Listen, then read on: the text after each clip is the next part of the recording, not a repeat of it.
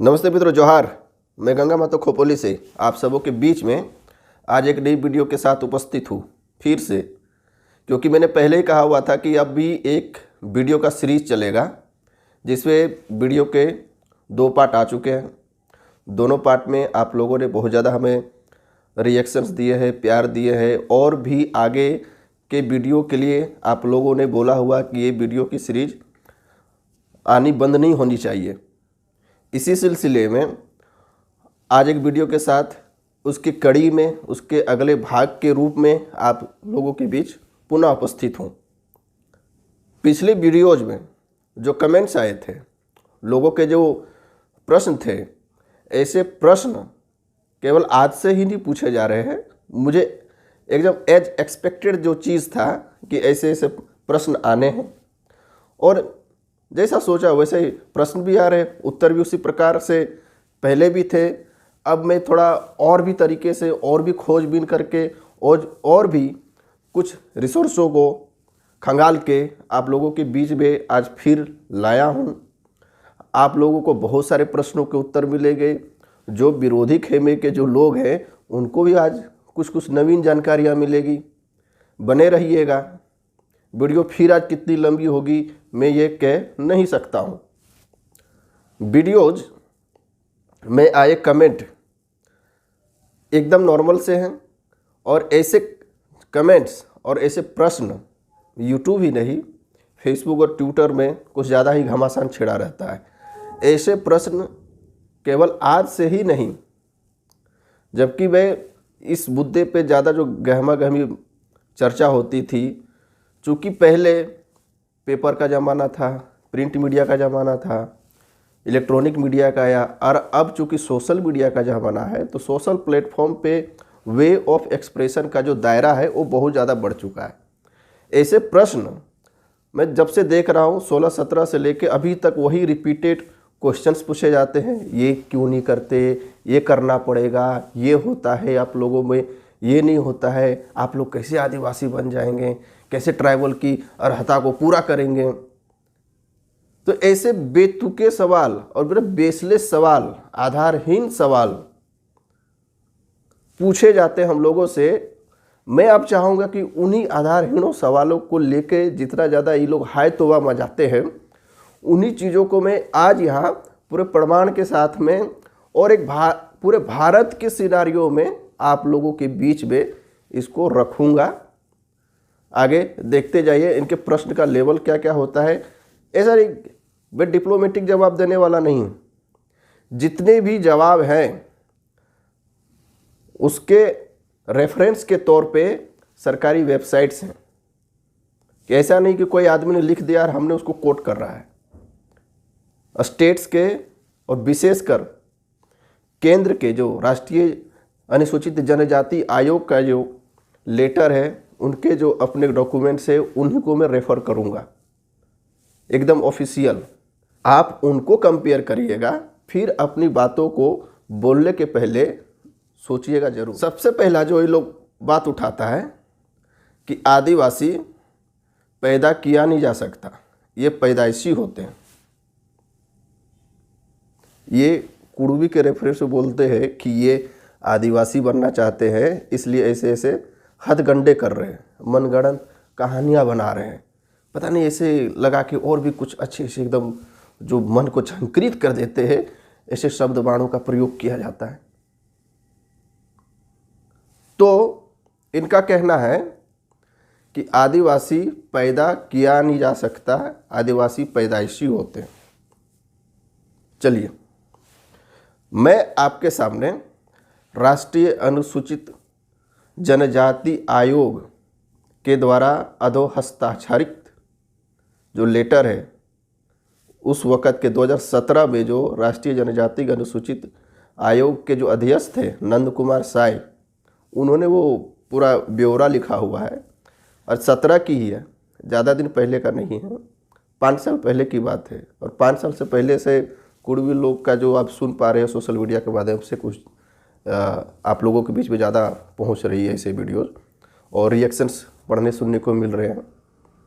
वो 17 का मैं आपको कुछ बताता हूँ, डेटा, आपको केवल डाटा बता रहा हूँ। अब चूँकि केंद्र सरकार का डाटा है, ये आप और हम नहीं कह सकते, ये फैब्रिकेटेड है। और आप जो ये बोल देते हैं मनगढ़ंत कहानियाँ बना देते हैं, यार यू कैन चेक, आप क्रॉस वेरीफाई करिए ना। मैं जो बातें बोलता हूँ बेसलेस बातें नहीं बोलता हूँ, प्रमाण के साथ बोलता हूँ। उन प्रमाणों को आपको लगता डाउट है, संदेह है, तो आप खुद वेरिफिकेशन करिए ना। मनगढ़ंत बातें क्या होती जब उसका कहीं भी और छोर का पता नहीं चलता है और लगता है भाई किसी आदमी के दिमाग की उपज है, तब आप कह सकते हो ना कि मनगढ़ंत कहानियाँ हैं। आप क्रॉस वेरिफिकेशन करिए। तो मैं उनका डाटा आपके बीच में रख रहा हूँ। भारत जब आज़ाद हुआ 1950 में संविधान बन के तैयार हो गया, 1950 की तो बात होती है। तो 1950 में जब जनजातियों की लिस्ट तैयार होती है तो आपको पता है संख्या कितनी होती है, ट्राइब्स की संख्या पूरे भारत भर में कितनी होती है। देखिए मैं आपके सामने डिस्प्ले होगा, फुल स्क्रीन भी कर देता था, आपको अच्छे से आपको दिखाई पड़े। 1950 में 212 ट्राइबल ग्रुप थे। कितने? 212। तो भारतीय संविधान में इन 212 में जिनको जगह दे दिया गया, क्या वे वही केवल जनजाति रहे? क्या केवल वही पैदाइशी आदिवासी रहे? आपके कथनानुसार, अगर आपके कथनानुसार को माने तो भाई 212 से ज़्यादा नहीं होना चाहिए था, यही ना? क्योंकि पैदा तो किया नहीं जा सकता, बनाया नहीं जा सकता। तो फिर अभी जो लिस्ट है और 1950 का जो लिस्ट था उसमें कोई अंतर तो नहीं होना चाहिए था। गौर से देखिए, लिखे हुए चीज को मैं पुनः आपके सामने पढ़ के बता रहा हूं। 1950 में 212 ट्राइब्स थे। इसमें घटने या बढ़ने का सवाल है या नहीं है? घटने का तो सवाल नहीं है, बढ़ा बहुत रैपिडली है। बढ़ने वाले कौन है? और बढ़ने का जो डेटा है मैं आपको पढ़ के सुना रहा हूं। 1950 में 212 बढ़ के देखे 1994 में कितने हो जाते हैं? 461। इनका डिफरेंस निकालिए, कितना हो रहा है? 249। मतलब 250 ट्राइबल समूह जनजाति लिस्ट में शामिल हुए, या आप कहे कि आदिवासी बने। कितने सालों में? समय काल भी देखिए, 50 से 94। कितने? यानी 40 सालों में ये जो फिगर था आपका 212 से अब देखिए 250 ऊपर चला गया। द डबल से भी ज़्यादा फिगर हो गया 40 सालों में। तो ये 1994 तक में ट्राइब्स की संख्या बढ़ के कितनी हो गई? 461। ये लोग कहाँ से आया? इनको किसने पैदा किया? टपक पड़े कि आदिवासी तो भैया जो संविधान ने बना दिया उसको तो होना चाहिए था। ये कहाँ से आ पड़े? आप कहिएगा कि इसको पैदा कौन किया, इसके पप्पा कौन है? ये जो शामिल हुए, इससे पहले भारतीय संविधान में इनको कौन से कैटेगरी में रखा गया था? रिसर्च का विषय है, आपका करिए कि इतने जो समूह हैं ये पहले कहाँ थे, कौन से कैटेगरी में थे, और इन्हें ट्राइब की कैटेगरी में क्यों डाला गया? छूट गए थे, गलती हो गई थी, सुधार किया गया, या क्या किया गया? और 1994 में अब यही मत रुकिए, 461, 2011 के बाद जनगणना जो होगी और अभी तक में इधर का जो समय काल हो जाता करीब 30 साल तो हो ही गया। 94 से अभी 2022 हो गया। 28 साल के दौरान भी और कितने ऐड हुए हैं आप इनका डाटा चेक करिए। अभी का डाटा है कि 700 प्लस नोटिफाइड ट्राइब आर्टिकल 342 के अंतर्गत भारतीय गणराज्य में अनुसूचित जनजाति की लिस्ट में शामिल है। अगर प्रेसिडेंशियल ऑर्डर को माना जाए तो ये संख्या 748 तक पहुंच जाती है। 748 यानी 750। ये अभी जो अमेंडमेंट आया है इसके पहले का रिकॉर्ड है, मतलब ये 2017 का रिकॉर्ड है। 2017 के बाद कितने जनजाति समूह एसटी में शामिल हुए हैं उनका डाटा भी ऐड करना बाकी है। अभी रिसेंट में बात करिए, छत्तीसगढ़ में 12 जनजाति समूह को शामिल करने की स्वीकृति मिल गई। झारखंड से खरवार, भोक्ता, पुरान समेत 10 जनजाति समूह को स्वीकृति मिल गई। अभी फिर ये सितंबर का बात है कि 4 स्टेट्स के, वही जो मैंने आपको गिनाया, छत्तीसगढ़ के 12, हिमाचल प्रदेश, कर्नाटका और तमिलनाडु, ये 4 स्टेट्स के और भी जनजाति समूह को शामिल करने की स्वीकृति मिल चुकी है। अब ये भी शामिल होंगे तो ऑफ कोर्स जो डाटा है वो बढ़ेगा। आप यहाँ पे ये बताइए कि ये इसके शामिल करने का क्राइटेरिया क्या है? इसका विधान है, संस्था है, उनके कुछ नियम कायदे, उनके पॉइंट्स हैं। उन पॉइंट्स के ऊपर जो अर्हता पूरा करता है उनको शामिल किया जाता है। सिंपल सी बात है। शामिल करने की प्रक्रिया क्या है, नहीं है, वो लोकुर कमेटी का बार बार उदाहरण दिया जाता है, उनका भी जिक्र है। उनके बाद भी समय समय पे कुछ ना कुछ चेंजेस होते रहे हैं। ये 2017 का मैं दिखा रहा हूँ, उसमें कुछ पॉइंट्स आपके लिए क्लेरिफाई कर देता हूँ जिसके ऊपर आप ज़्यादा प्रश्न उठाते हो शामिल करने को लेके, और उन्हीं शामिल करने के बिंदुओं को ही ध्यान में रखते हुए नवीन जनजातियों को एसटी में शामिल किया जाता है। तो आपकी यहाँ ये भोथरी थ्योरी नहीं चलेगी कि पैदा नहीं किया जा सकता, पैदाइशी होते हैं। संख्या 212 से बढ़ के 700 प्लस हो गया। 500 से ऊपर ट्राइब आज सम्मिलित हो चुके हैं और आप बताते कि पैदा नहीं किया जा सकता। ये 500 से ज़्यादा कहाँ थे, किधर थे, जिनको आज और अभी तक इतने समय काल के दौरान में विभिन्न समय काल में लोगों को ऐड करता जाता रहा। ये 700 से ज़्यादा अभी ऐड हुए हैं, इनका कहीं विरोध प्रदर्शन हुआ, किसी स्टेट में हुआ, किसी ने किया।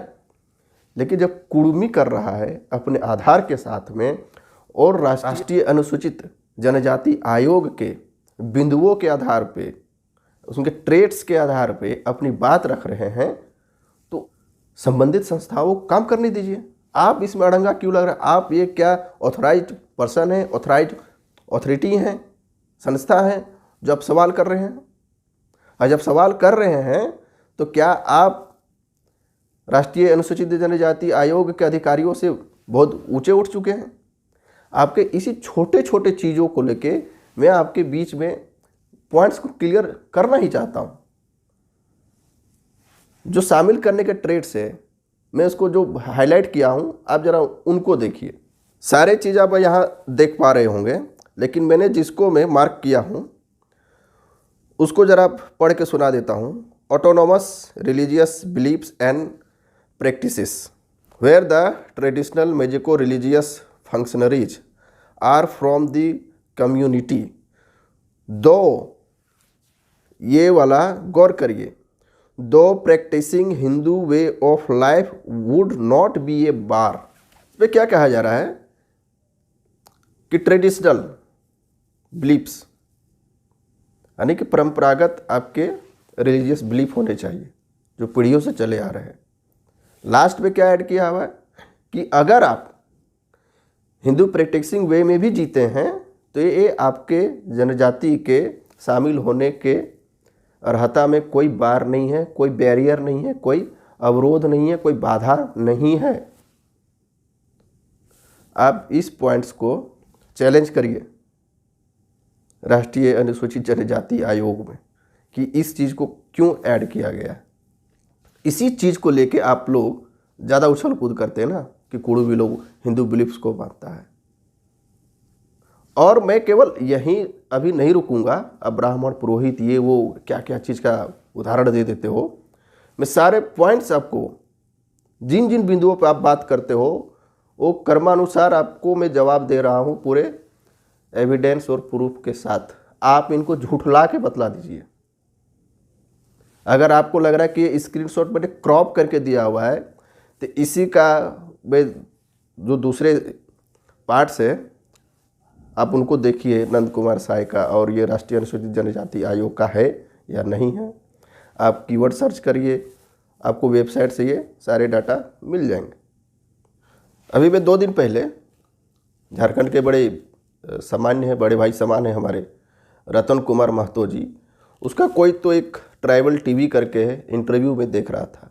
उसमें जो रिपोर्टर था बड़े जोर लगा के दबाव डाल के उनको पूछ रहे थे कि अगर आप लोग आदिवासी में शामिल हो जाइएगा तो क्या आप लोग अन्य जो आदिवासी समूह हैं उन लोगों से शादी ब्याह करने शुरू कर दीजिएगा या उनके लोगों को अपने यहाँ पे आप सगे संबंधी बनाना शुरू कर देंगे।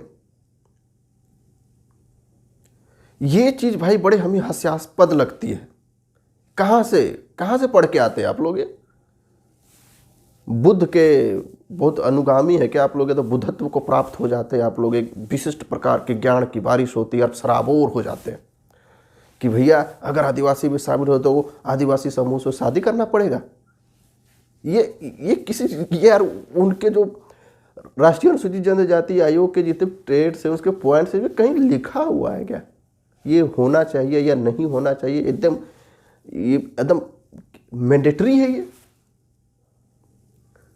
इसमें भी आपको एक साफ आपको मैं बता रहा हूँ, उसी में लिखा हुआ है कि अनुसूचित जनजाति होने के लिए क्या पॉइंट्स है, क्या होने चाहिए। पॉइंट्स नहीं, क्या होने चाहिए, जो हमेशा दृष्टिगोचर जो होता है। इसमें बड़ा ध्यान से आप पढ़िए। वो पत्रकार महोदय अगर सुन रहे हो तो इन बातों को जरा अपने मगज में घुसा ले कि आप अगर जनजाति से रिलेटेड कोई सवाल पूछते हैं तो आप खुद पहले क्लियर हो जाना चाहिए, ना कि सोशल मीडिया पे कुछ जो बात बोली जाती है उसको पकड़ के आप सवाल जवाब करने लगा। जोर दे के सवाल करना शुरू करिए। आप पहले नियम कायदे पढ़ के आइए। आपको छोटा सा एक जनजाति का जो सबसे बेसिक सा जो कंसेप्ट होता है वो सभी जनजाति समूह में आपको मिलेगा। वो क्या होता है मैं आपको पढ़ के सुना रहा हूँ, तो ध्यान से सुनिए। पॉइंट है ग्रुप, एंडोगेमी, क्लैन, एक्सोगेमी। इसका मतलब क्या होता है आप समझ रहे हो? ग्रुप यानी समूह, समुदाय।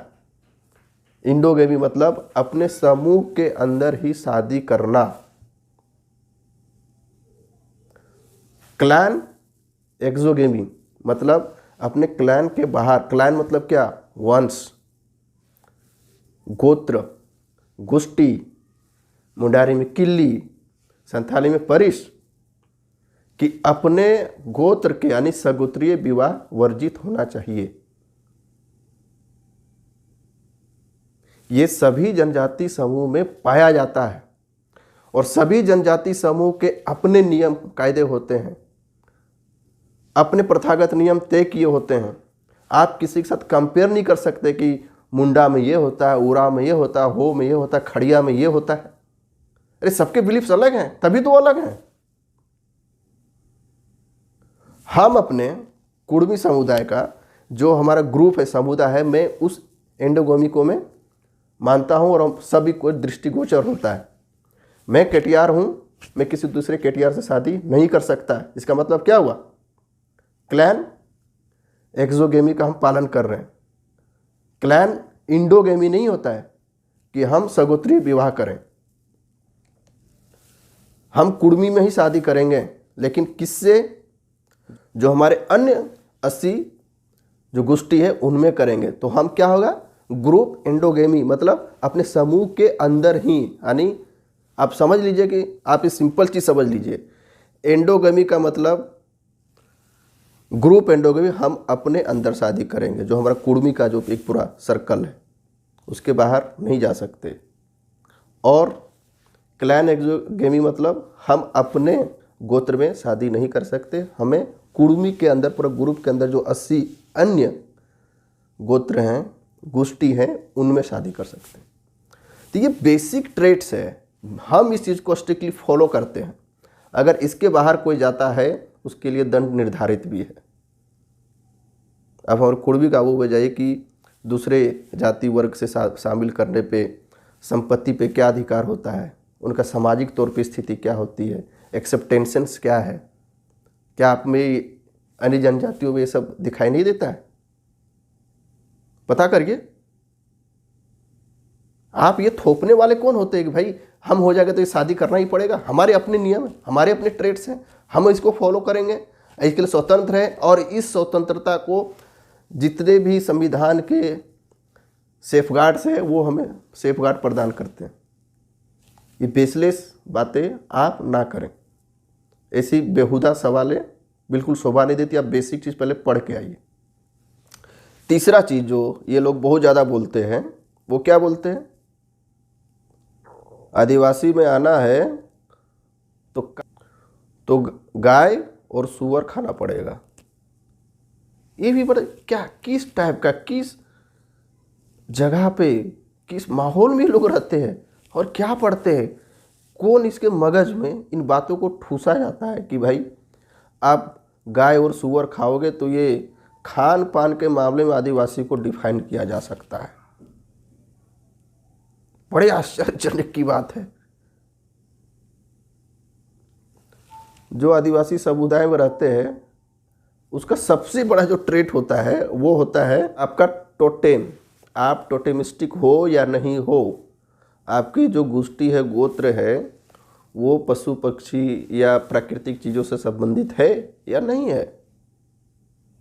यार कुर्मी पकड़िए, मुंडा पकड़िए, संथाल, उरांव, किसी को पकड़िए, अगर किसी का गोष्ठी किसी संबंधित जानवर से है तो उस जानवर को ना वो खाते हैं ना नुकसान पहुंचाते हैं। उदाहरण के तौर पे आपको बता रहा हूँ, कछुआर है हम लोग का गोष्ठी, उरांव में कच्छप है। ज़रा ये जो अगर कोई कच्छप भाई साहब है उनको बोलो कि भाई आप ये काच खा सकते हैं क्या? हम तो खा सकते हैं, हम केटियार हैं, हम खा सकते हैं। उनको तब आदिवासी से मानने से इनकार कर दीजिएगा कि ये क्या बैरियर हुआ क्या? तब आप क्या बोलेंगे कि नहीं भाई हमें तो किसी एक चीज़ को मार के नहीं खाना का अलाउड है, हमारा बिलीफ है। अच्छा, यहाँ पे बिलीफ है कि आपको कांच नहीं खाना है, एक डिसाइड कौन किया है? आपके ट्राइब ने किया है, इसलिए आप फॉलो कर रहे हैं, बराबर। और दूसरे लोग खाएंगे तो आप उसको रोकने तो नहीं जाइएगा, उसको बोल सकते हैं। या वो आदमी आपको बोल सकता है कि भाई आप कांच नहीं खाते, आप तो ट्राइब हो ही नहीं सकते। अरे आप जहाँ से बोल रहे हो, झारखंड से ही, यार हमको ना एक बढ़िया से कुकुर का रेसिपी बना के दे दो आप, क्योंकि ये भी बड़ा बेसिक गुण है कि नॉर्थ ईस्ट के इलाके में जाइएगा तो कुकुर वहाँ का डॉग मीट बहुत ज़्यादा फेमस है। आज तक हम बहुत सारा यूट्यूब पे रेसिपी चैनल देखे हैं, बहुत सारा फूड ब्लॉगर देखे हुए, बहुत जगह रांची में बहुत सारे खाना वाना बनते हैं। अम्बा एजम करके कुछ रेस्टोरेंट है रांची में, ज़रा इसको मेनू बताइएगा कि कुकुर का रेसिपी है क्या, हमको खाना है। झारखंड के 100 कुल आदिवासी लोग कुकुर रेसिपी कैसे बनाते हैं? आपको बुरा लग रहा है कि हमको कुकुर खाने के लिए बोल रहा है? क्यों है, ये तो नॉर्मल सी बात है ना। आप गाय की बात करते हो, सूअर की बात करते हो, कुकुर भी तो होना चाहिए। नॉर्थ ईस्ट वालों को इससे कोई प्रॉब्लम नहीं है। आप उनको बोल दीजिएगा कि, या वो आपको बोल सकते कि आप लोग कुकुर नहीं खाते, काय का आदिवासी हो। जरा सोच समझ के बोलिए खान पान के ऊपर। क्या केवल झारखंड में आदिवासी ग्रुप रहते हैं? ये जो खाते पीते हैं इन्हीं के ऊपर सबको फॉलो करना चाहिए? लिया हुआ है क्या? राष्ट्रीय अनुसूचित जनजाति आयोग केंद्र सरकार के द्वारा जो निर्धारित नियम किए गए हैं वो झारखंड के लिए अलग है, उड़ीसा के लिए अलग हैं और बाकी राज्यों के लिए अलग हैं। उसमें खान पान को शामिल किया जा सकता है क्या? भाई कहाँ से पढ़ के आते हो? ये सेंट जेवियर, सेंट पॉल जैसे स्कूल्स में आपको ये बताया जाता है क्या? क्योंकि वहाँ पे तो भैया सुअर और गाय का बैरियर नहीं है, यही बात ना। क्या आप लक्षद्वीप के जो आदिवासी समूह हैं उनको आप ये बोल सकते हैं जम्मू कश्मीर में जो आदिवासी समूह हैं उनको आप ये बोल सकते हैं कि आप सुअर खाइए। लद्दाख में बौद्ध संप्रदाय वाले के जो लोग हैं उनको आप बोल सकते हैं कि आप गाय, सुअर, किसी प्रकार का मीट खाइए।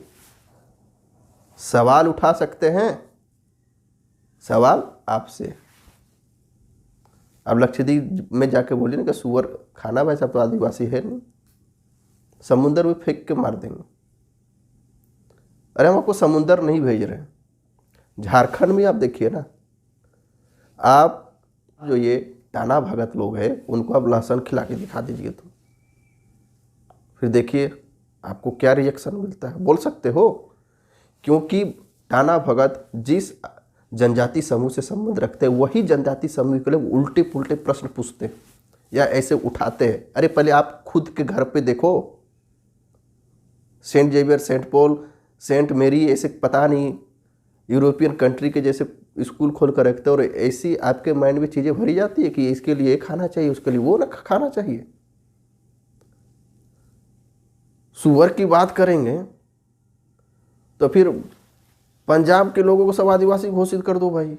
सबसे ज़्यादा वहाँ पे सुअर पालन होता है, सबसे ज़्यादा सुअर के जो मीट कंजप्शन है वो वहीं पे होता है। क्राइटेरियम बैठा दीजिएगा उसको।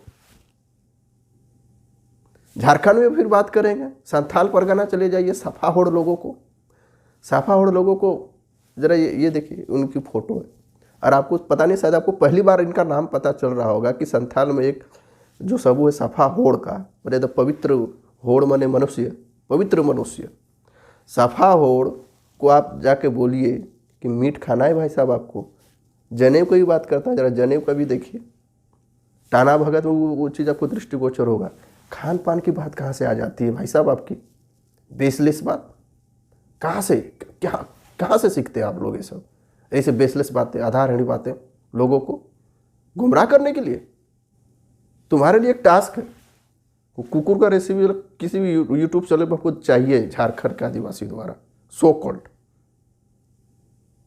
देखना है कैसे कुकुर बनाते हो, कैसे मारते हो, कैसे फ्राई करते हो, कितने प्रकार से कुकुर बनाते हो, फ्राई करते हो, ग्रेवी करते हो, सूखा करते हो, या लटका झटका के खाते हो प्रिमिटिव स्टाइल में। हमको चाहिए, क्योंकि रांची हम जाते तो बहुत कुकुर घूर रहे होते हैं, आवारा कुत्ते हैं सर, हमारे पीछे दौड़ जाते हैं। मतलब कभी कभी उधर रांची की गलियों को पार करना मेरे लिए मुश्किल होने लगता है,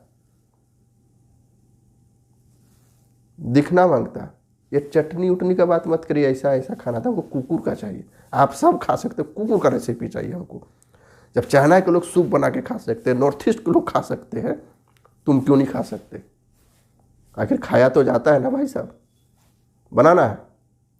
जब आप इस सब का बात करेंगे, गाय का एंगल इसलिए घुसाया जाता है, इसकी मानसिकता को देखिए कि किस इंस्टीट्यूशन इनका एटीट्यूड दिखाता है। गाय का बात क्यों घुसाते हैं ये लोग? सुअर की बात बाद में करेंगे, गाय की बात पहले करेंगे। मानसिकता झलकती है। नहीं तो हमारे कुड़बी घरों में जाइए, रथ पूजा में सुअर काटा जाता है। और अभी रिसेंट में पता करिए कि सुअर मीट कंजप्शन किन के एरिया में ज़्यादा होता है। It's your task. तो अब आदिवासी पैदा किया नहीं जा सकता, पैदाइशी होते हैं, बात ख़त्म हो गई। खान पान का एंगल ख़त्म हो गया, आपस में शादी ब्याह का मामला ख़त्म हो गया। चौथे पॉइंट पे आते हैं, हिंदू धर्म को मानने वाले लोग हैं, हिंदू होते हैं। आपका आंशिक जवाब ऊपर मिल चुका है, जो मैंने आपको बताया कि Hindu belief would not be a bar, आपका बैरियर नहीं है आपके जनजाति होने में। बाकी ट्रेड्स को देखा जाएगा और उसमें फुलफिल होते या नहीं होते ये हमारे समाज पे छोड़ दीजिए, संबंधित संस्थाओं के ऊपर छोड़ दीजिए। अब इसी के ऊपर अगला मेरा पॉइंट रहेगा।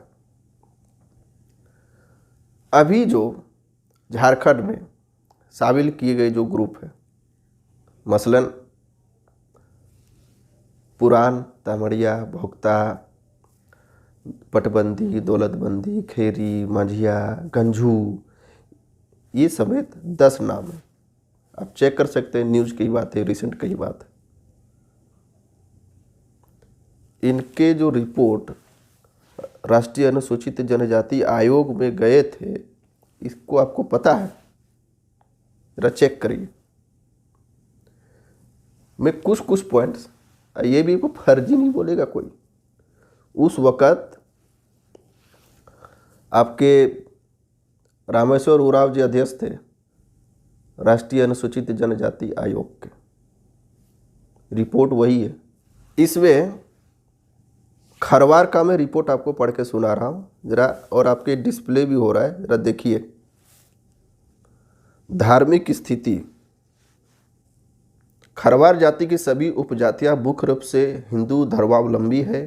कुछ जनसंख्या जनजाति बहुल क्षेत्रों में निवास करती है। धार्मिक अनुष्ठान के विधि विधान जनजातीय परंपराओं पर आधारित है। जन्म संस्कार। खरवार भोक्ता के उपजाति देशवारी, द्वालबंदी, पटबंदी, खैरी, सूर्यवंशी तथा मझिया एवं गंझू हिंदू धर्म से प्रभावित हैं तथा इसके अनुरूप अपने सभी संस्कारों को पूरा करते हैं। उपर्युक्त सभी उपजातियां हिंदू धर्म के अनुरूप ही बच्चा जन्म के पूर्व एवं बाद में भी देखभाल करते हैं। गर्भवती महिला को उस अवधि में कुछ निषेध भी रहता है। बच्चा जन्म के समय परंपरागत स्थानीय दाई का सहयोग लेते हैं। प्रसव के बाद परंपरागत दाई की छठी संस्कार होने तक बच्चा जच्चा दोनों का देखभाल करती हैं। इसके बदले उसे कुछ अनाज, कपड़ा एवं नगद रुपये भी पारिश्रमिक रूप में दे दिए जाते हैं। सतैसा जाने पर भी पिता अपने पुत्र को नहीं देखता है। इस अवसर पर अपने संबंधियों को भोजन वगैरह कराने की भी व्यवस्था की जाती है। छठी संस्कार। खरवार के उपजाति देशवारी, पटबंदी, द्वालबंदी, सूर्यवंशी, खैरी तथा मझिया में छठी संस्कार अपने पुरोहित के निर्देशानुसार शुभ मुहूर्त देखकर मनाया जाता है। फिर आगे क्या होता है? खरवार की उपजातियों में मुख्य रूप से दुर्गा पूजा, दिवाली, होली एवं रामनवमी के साथ साथ सरहुल, करवा, नवाखानी, सोहराय, खरियाली पूजा एवं जितिया जैसे पर्व त्योहारों को मनाते हैं। मरण संस्कार में क्या लिखा गया है? देखिए, रामेश्वर उरांव जी का अधो हस्ताक्षरित मोहर के साथ है। बताया गया कि खरवार जाति की सभी उपजातियों में मरण संस्कार के विधि विधान पूर्ण रूप से हिंदू धर्म पर आधारित है, अर्थात किसी व्यक्ति की मृत्यु के पश्चात शव का प्रायः दाह संस्कार किया जाता है। मरण संस्कार हिंदू विधि विधान से होता है। आगे क्या होता है देखिए इसी स्क्रीनशॉट में। साथ ही सगे संबंधियों का भी नाई द्वारा बाल नाखून कटाया जाता है, धोबी कपड़ा धोता है। 11वें दिन अपने पंडित ब्रैकेट में लिखा ब्राह्मण एवं नाई के सहयोग से पिंडदान किया जाता है और 12वें दिन अपने पंडित को भोजन कराया जाता है, जिसे ब्राह्मण भोज भी कहा जाता है। आप लोग जो प्रश्न कर रहे हैं, ये खरवार लोगों को जो इसकी 8 उपजातियां शामिल हुई हैं, इनको बाहर निकालने के लिए आप लोग कब आंदोलन कर रहे हो, कब सड़कों पर उतर रहे हो, ज़रा ये बताओ। और खरवार को लेकर आप ज़रा और सर्च करिए। ये क्षत्रिय हैं, सूर्यवंशी है, राम जी से सीधा इनका संबंध है और बिहार के क्षत्रियों के साथ में इनके वैवाहिक संबंध भी हैं। हमारा 3 आदमी गया वहाँ, बोलता जनेऊ धारण कर लिया, क्षत्रिय बन गया। यह वैवाहिक संबंध स्थापित है। एक साम्राज्य टाइप का खरवार लोगों का। सूर्यवंशी सीधे राम से संबंध रखते हैं। जन्म, मरण और वैवाहिक चीज़ों में पंडितों के द्वारा सारे कार्य संपन्न किए जाते हैं। कहाँ गई आपकी मान्यता? इसे जो आप बोलते हो, कहाँ आपकी बातें फिर बैठ रही है? चलिए मैं यहीं पे आप लिए रुकता हूँ। छत्तीसगढ़ में 12 जनजातियाँ अभी शामिल हुई है, जिसको भी लोकसभा में अभी जस्ट पिछले महीने सितंबर 12 जनजातियों को जो लिस्ट दी गई थी मुख्यमंत्री भूपेश बघेल के द्वारा, वो लोकसभा में पारित हो चुकी है और ये पारित हो गया, निश्चित रूप से सभी शामिल हो जाएंगे। इनके मैं नाम गिनाता हूँ। भरिया, भूमिया, पांडो, धनवार, गदबा, गोंड, कोंद, कोड़ाकू, नागेसिया, किसान, धनगढ़, सवर और बिंझिया। ये आप इससे शायद परिचित हो गए, क्योंकि झारखंड और उड़ीसा में इनको जनजाति का दर्जा प्राप्त है। बिंझिया को अभी तक छत्तीसगढ़ में प्राप्त नहीं था, झारखंड से ही सटा राज्य। यहाँ पे एसटी है, वहाँ नहीं है, उड़ीसा से भी सटा हुआ है। तो दोनों जगह पे ये समुदाय बिंझिया, यहाँ पे एसटी है, वहाँ पे नहीं था। इस बार सिफारिश की गई है। और अभी छत्तीसगढ़ में राजनीति इसी के ऊपर हो रही कि 12 जनजातियों को जो शामिल किया गया, इस पर चूँकि अब दोनों जगह अपोजिट पार्टियां हैं तो श्रेय लेने का होड़ लगा हुआ है। भूपेश बघेल बोलते हमारे चलते हुआ है, केंद्र बोले अगर हम नहीं होते तो तुम कर देता क्या। तो भाई होड़ लगी हुई एक दूसरे का करने के लिए। तो ये होड़ की हम बात नहीं करते हैं, हम बात करते हैं बिंझिया के बारे में। और जहाँ पे पहले से सम्मिलित है, यहाँ शामिल हुए, उसकी बात नहीं कर रहे हैं।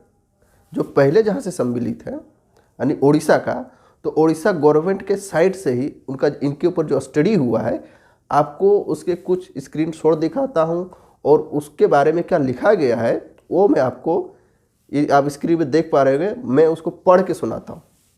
क्या लिखा हुआ है? The Binjhias claim themselves superior to other tribes and claim the status of a clean caste in the local social hierarchy next to Brahman and Gosai and equal to the Rajputs. However, they accept water from Brahman, Gauda, Bhunia, Bhokta, Agaria and Rautia. But the Binjha women do not take cooked food from any other caste except Brahman caste. Sometimes they enter into the bond of ritual kinship such as a dharam bhai with members of other communities irrespective of their social status. Orissa के लोग हैं, क्या बोल रहे हैं कि इनके आसपास जितने भी लोग रहते हैं ना, ये उनसे अपने आप को सुपीरियर समझते हैं, क्लीन कास्ट मानते हैं, राजपूत से अपने आप को जोड़ते हैं। ये दूसरे हाथों के दिए हुए पानी को ग्रहण नहीं करते। पुरुष तो कुछ कर लेता लेकिन महिलाएं नहीं ग्रहण करती हैं। ये इसी संदर्भ में कुछ कुछ कुड़मियों को लेकर ऐसी बातें बोली जाती है। आपके बगल में उड़ीसा है भाई साहब, बिंझिया के बारे में रिपोर्ट के कोई बोलेगा नहीं। इसलिए मैंने देख लीजिए मार्क जो किया हुआ है कि इनका रिपोर्ट है और वो किस पोस्ट पे है। इसी पॉइंट पे आप लोग बोलते हो ना। अब चलिए छत्तीसगढ़ की बात हो गई, अब आपको थोड़ा सा और इधर ले जाते हैं। उत्तर प्रदेश, उत्तर प्रदेश में गोंड कुछ जिलों में पहले से थे एसटी, लेकिन 13 जिलों में गोंड लोग एसटी में नहीं थे, एससी में थे, अनुसूचित जाति में थे।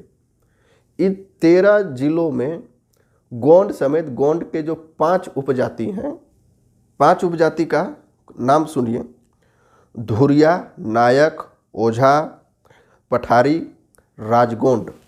ये राजगोंड के बारे में ज़रा पता करिए, इनके कहाँ कहाँ शासन चलते थे और ये अभी तक एससी में क्यों थे, किस आधार पे थे। और अभी इनको एससी से उठा के लगभग 5 लाख से ऊपर इनकी आबादी है, एसटी में डाला गया और इनका भी श्रेय लेने की होड़ चल रही। चूँकि अब दोनों जगह बराबर है तो वही बोलता है कि हमने तो पहले करा हुआ था, हमने अपने वादा पूरा कर दिया। तो ये गोंड के और गोंड समेत इनके 5 जो उपजातियाँ हैं, इनको एसटी में शामिल किया गया। एससी में थे तो क्यों थे, इनका रिलीजन बिलीफ्स जाके देखिए। इनका सेपरेट लैंग्वेज है क्या कोई? इनकी आप रिपोर्ट जाके पढ़िए, ये लिखा हुआ है। किसी ने अपनी लैंग्वेज भूल चुके हैं, कोई बोलता नहीं, सब हिंदी बोलता है। खड़ी लैंग्वेज जो उधर का है वो बोलते हैं। They have not their own distinct language, they have forgotten the language. कहाँ है? सामाजिक और रिलीजियस, सामाजिक और धार्मिक रूप से इनके ट्रेड्स तो देखिए, फिर बात करिए। तो भाई आपके जो सवाल हैं आदिवासी पैदा नहीं किया जा सकता, पैदाशी होते हैं। सुअर गाय का मीट खाना पड़ेगा, आपस में शादियाँ करनी पड़ेगी, आप अपने आप को ऊंचा मानते हो, ये मानते हो। सारा पॉइंट्स कवर हो गया। और लास्ट पॉइंट जो अभी आप लोगों को भी बोलने वाला हूँ वो भी ज़रा गौर करिए।